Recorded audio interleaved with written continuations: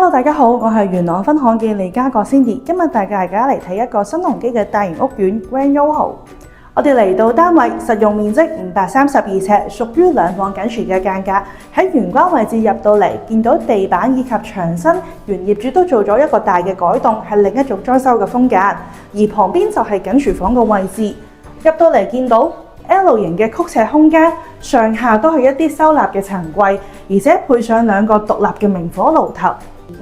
喺廚房位置對出，另外會有個小型嘅工作平台，而旁邊呢個位置咧就可以做一個飯廳嘅部分，大約放到2至4人嘅餐桌。而旁邊呢個位咧，原業主都做咗啲入牆嘅家私，下邊係鞋櫃嘅收納啦，而上面就可以做一啲儲物嘅空間。到客廳呢邊咧就會有個地台以作為收納，而景觀方面咧，呢邊方向向翻西北，由於係極高層嘅原因，所以景觀都非常開揚。我哋再嚟睇下休息區嘅部分，呢邊善用咗特高樓底嘅優勢，下邊咧就作為一個書台嘅部分，而上面咧就作為寢區，對面就係乾濕分離嘅洗手間，而且仲配有名廁。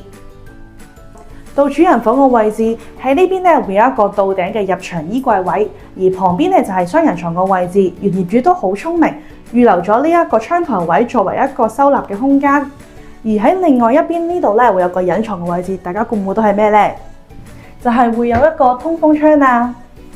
如果大家有興趣以上呢類型嘅單位，記得揾我利嘉閣 Cindy，我哋下集再見啦，拜拜。